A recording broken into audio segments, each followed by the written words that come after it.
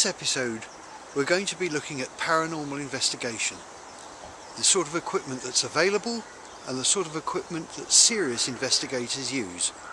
I'll also be telling you about my first experience of seeing a ghost. And then we'll be looking at paranormal television.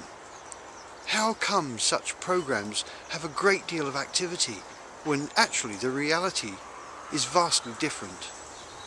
I'm Adrian J. Andrews and welcome to Dead But Not Forgotten.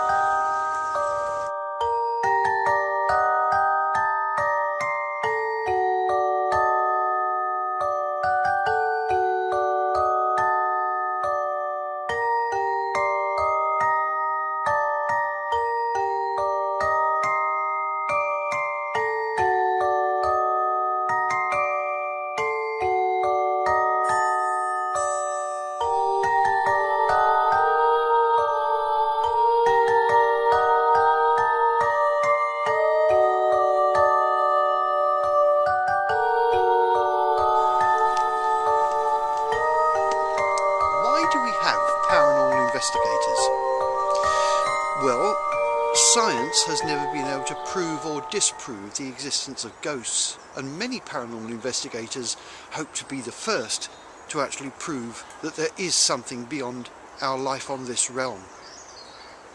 Also, people who are troubled in their own homes by strange activities will call us in to investigate and hopefully get rid of whatever it is that's troubling them.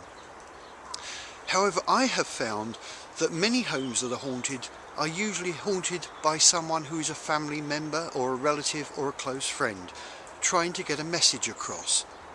Spirit, in general, try to guide us in the right direction. Venue owners will call us in to confirm, hopefully, that their places are haunted, their clubs or pubs. Then they can advertise the fact that they're haunted. And especially with the American market, it's a great little money spinner. But what are the equipment that's employed by paranormal investigators? What does it consist of? You've probably seen it on TV shows, or examples of the equipment that we use. But just let's look in closer detail at what it is that we actually employ. And this is my own personal paranormal investigation kit. There's dowsing rods, witness questionnaire, thermometers, measuring tape, Ouija board, pendulum, all in a nice sturdy packing case. Now this is a movement sensor. This is a remote control. I have two of those. There's one behind here. This is a laser thermometer. This is a digital voice recorder. This is used for EVP or electronic voice phenomena. Sometimes these digital recorders can actually record spirit voice that we don't hear with our human ear, and it's only after playing it back do we actually detect it on this particular piece of equipment. This is a digital EMF meter. I'll power it up. This is a replacement. It's a more modern version. The original that I had, the dial actually broke on it. I'll show you that. And here's the Gauss meter. These are you're often seeing on television ghost hunts. The measurements are in milligauss. If we go over 10 or 20 milligauss, that means there is an electromagnetic field that's already at the venue. Now, this being the case, electromagnetic fields in such strength can actually make a person hallucinate or hear audibles that aren't really there. It affects the mind. So this is a very, very important piece of equipment. Now, in front of the case, you'll see that we have a selection of trigger objects. These are Victorian British coins in here, and in this one we have early 20th century coins. Rarely do I need anything more recent. We also have a cross. I also have a bunch of keys. The object of a trigger object is like you see here with this paper with circles on it. You lay down a sheet of paper, you lay the trigger object on top, and you trace around the trigger object, very carefully holding it down. You leave it where it is and lock the room off. Hopefully spirit is curious enough to actually touch or try to lift the object. When we come back to investigate, if the object has been moved, it is slightly out of the outline that you have actually drawn around it. We have various torches. These ones are covered in red film. The reason being is that when illuminated in a dark room, when you've been walking around in the dark, the red colour of the light itself doesn't ruin your night vision. I have a headlight which comes in useful when you've got hands full of equipment like the laser thermometer or the EMF meter. You want to keep your hands free, then a headlight is very useful. I also have the standard torch. Back to trigger objects, talcum powder. Normally I'll put marbles in talcum powder. I always carry a bag of marbles with me. These can be used as trigger objects, and also where there's confirmed poltergeist activity, especially if it's children, you can have some fun and games with them by throwing them into dark corners and asking for them to be thrown back. This is a witness questionnaire. Now, serious investigations are done like police investigations. You need to check the credibility of your witness. So the first page is a series of personal questions. Just in front here, just out of shot, we've got dowsing rods. Sometimes for yes/no answers and being pointed in directions that are important to the entity, we use dowsing rods. Much the same thing, I have an iolite pendulum. Now, they can be made of anything, but this particular pendulum I took a shine to when I saw it at a Mind Body Spirit fair. One other thing that's very important to have with you when you're doing an investigation like this is plenty of batteries, because spirit will actually drain batteries if they don't have any power or energy of their own. If you haven't got the batteries, you're not going to be doing a thorough investigation, and you could end up having your own energy depleted, making you very ill, as we crossed in the last episode. When someone undertakes a paranormal investigation, there is one other thing they are advised to take: a spare set of underwear. The ghost box, sometimes referred to as a spirit box or SB. This is a relatively new addition to the ghost hunter's arsenal of equipment. Despite its variation of designs, in essence, it's a modified AM/FM radio. It scans the band continuously, producing white noise which allegedly allows spirits the opportunity of vocal communication with even those who are not psychic. In essence, spirit is supposedly able to manipulate remnants of radio broadcasts to form sentences or directly answer questions. I personally will not use a ghost or spirit box, because it's my opinion that it's far too easy to hear what you want to hear amongst all the audible snippets of radio shows as the device scans through them. Another recent innovation is the REM pod, or Remote Environmental Monitoring Pod. These basically eliminate the need to carry with you an EMF meter, but it does much the same job. Left in a position which is known for its alleged paranormal activity, the pod is activated by changes or fluctuations in the electromagnetic field in its immediate vicinity, and will alert you with loud noises and flashing coloured lights. In my opinion, it's a good additional tool, but I still feel it's essential to carry with you an EMF meter when conducting investigations. To me, one of the most unfortunate recent additions to the range of tools is the EMF bear. I can see that it would have its uses as a potential trigger object in a place where child spirits are suspected, but other than that its value is purely novelty, and an expensive one at that. The way it allegedly works is that if a spirit approaches or touches it, lights are activated and it talks. Some of these bears are also loaded with equipment to pick up electronic voice phenomena, but in my opinion, serious investigators wouldn't give it the time of day or night, and that it reduces a serious pseudoscientific occupation or hobby to a childish pastime and game. Harsh, I know, but like the original intention of the Ouija board, it encourages novices to mess with something of which they have no understanding and ridicules those of us who are serious. I'm asked the same question over and over again. Have I ever personally seen a ghost? The answer? Yes, I've seen or had experiences of at least 4, but never when I've been looking for them. They don't perform to order.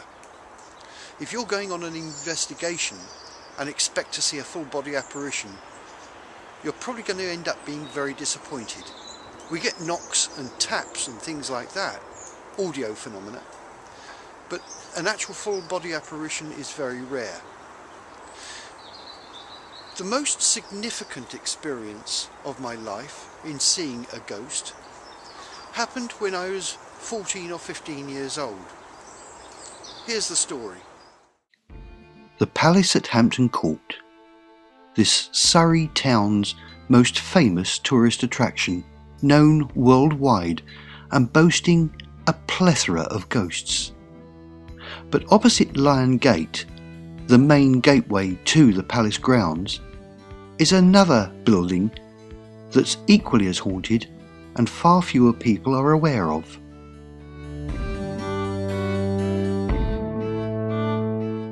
Palace Gate House was built over the top of the old Tudor gatehouse to the palace. The gatehouse still exists but isn't obvious from the outside. You would only be aware of it if you went into the basement area of this end of the building. The house, which has now been split into 3 separate dwellings, was originally built by Sir Christopher Wren for his residency whilst rebuilding the back of the palace. Look closely and you'll still see a plaque on the wall commemorating his residency. It was King William III and Queen Mary II who commissioned Wren in the late 1600s, soon after their accession to the English throne, and Wren stayed at Palace Gate House so that he could personally oversee the work. In the 1960s and 1970s, the front part of the house facing the palace was turned into Hampton Court Galleries to raise funds for a charity down the road at the Royal Mews, whose purpose it was to teach disabled children to ride ponies. The now 2 other sections of Wren's house have always been used as private residence. It was Hampton Court Galleries where I knowingly experienced the seeing of my first ghost. I'd had experiences before, but I didn't recognise them as such. My father died in January 1970, and my mother went out of her way to find a distraction for my sister and I. The Horse Riding Association based at the Royal Mews provided just that distraction. It wasn't long after learning the connection between the stables and the galleries that I volunteered my time to help man the exhibition during school holidays. The place was managed by a lady we'll call Miss K, and it was she who sparked my interest in history and who also told me of the haunted reputation of Hampton Court Galleries. In the summer of 1971, we'd just closed for lunch, and one of the girls from the stables who was washing up in a kitchen downstairs said she thought she heard customers still walking round the house. She told us that she had heard someone walking down the main staircase. Miss K said to me, "It's probably some customers that didn't realise we're closed. Go and find them and point them in the right direction to the exit."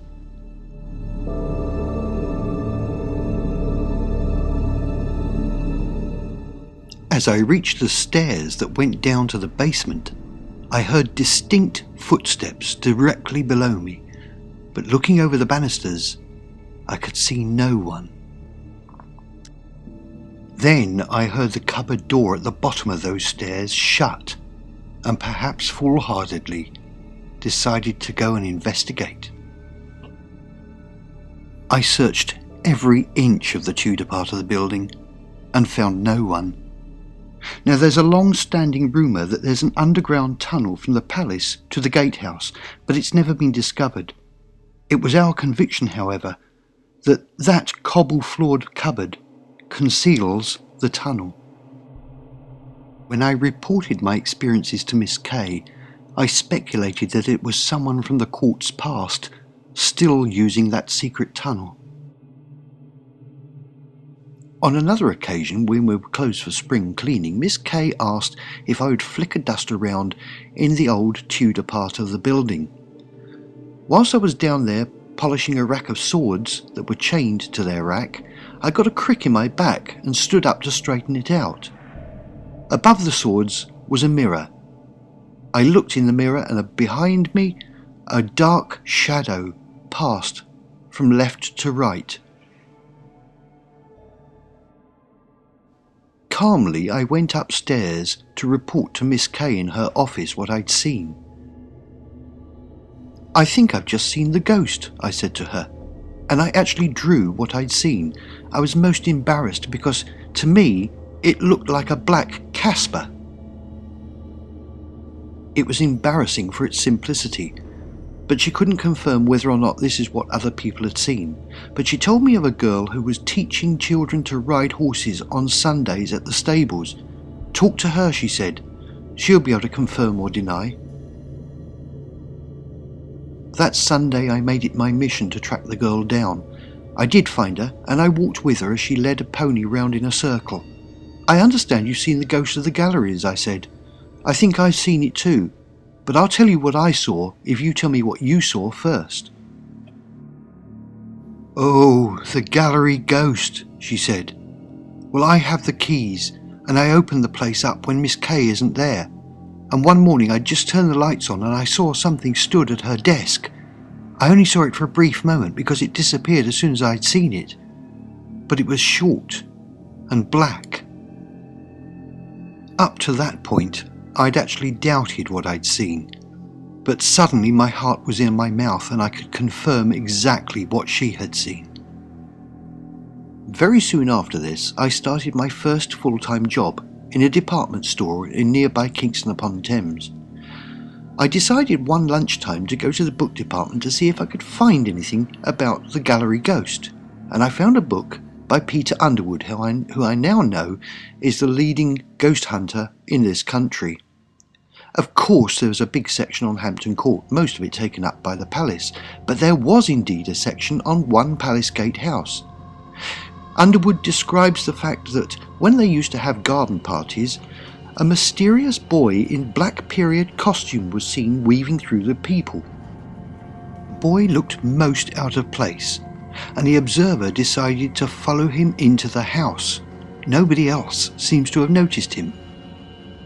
The observer followed him up the main staircase and into a bedroom seen on the top landing here on the left.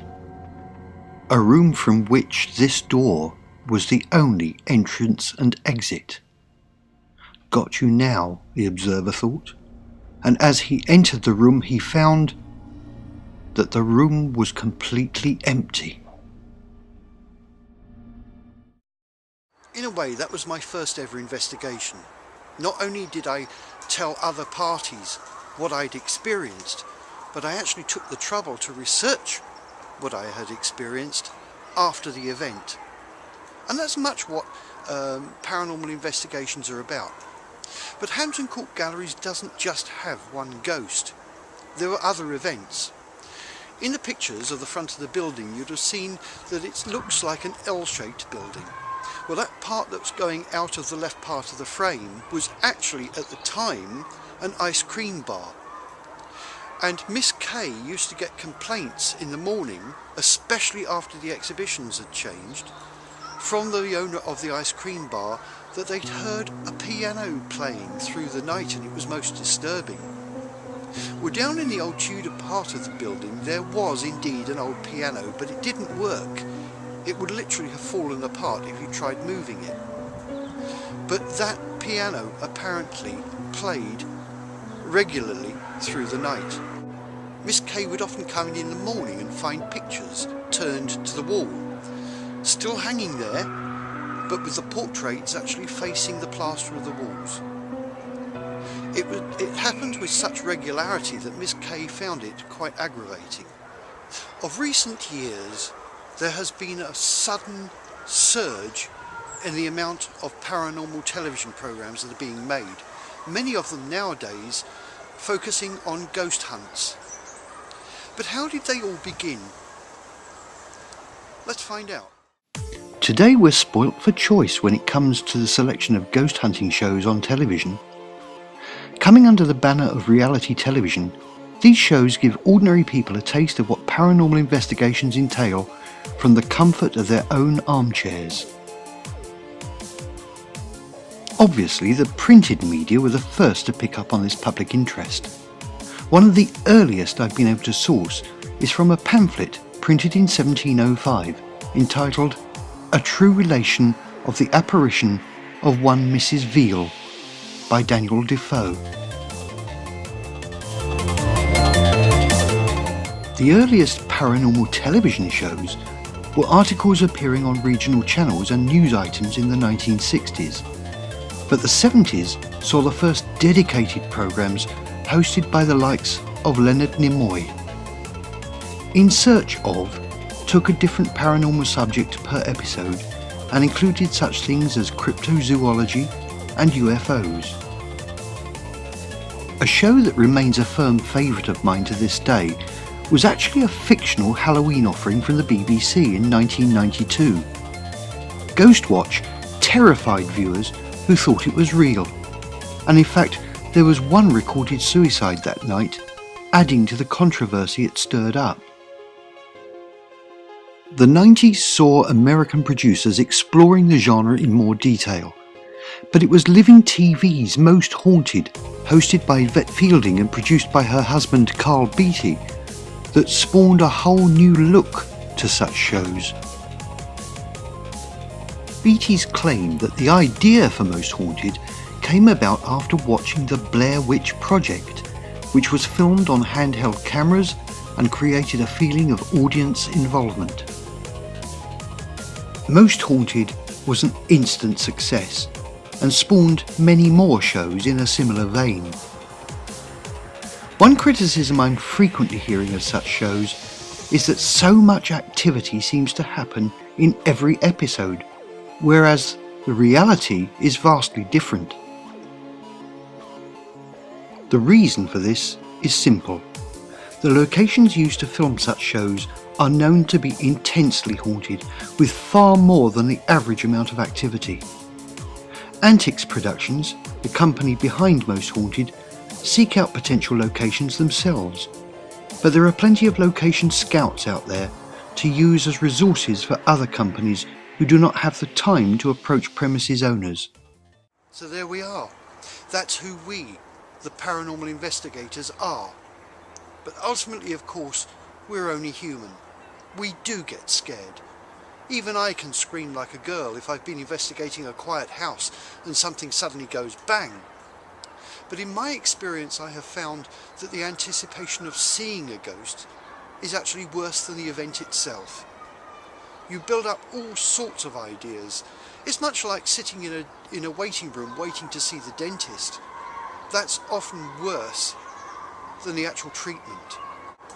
In the next episode, we'll be looking at what is beyond what you actually see around me. These are not the people. These are only the overcoats they wore whilst they were on this plane, and now hopefully they've all gone home.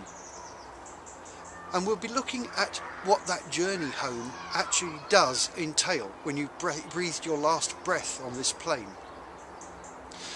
I've also interviewed a funeral director off camera to find out their views. Do they seriously think that once they've cremated someone or they've buried someone, that is all there is? That all we have to look forward to is an eternity of darkness? I find that idea really saddening. But we'll look in more detail as to what you can expect. I'm Adrian J. Andrews, and you've been watching Dead but Not Forgotten. Goodbye for now.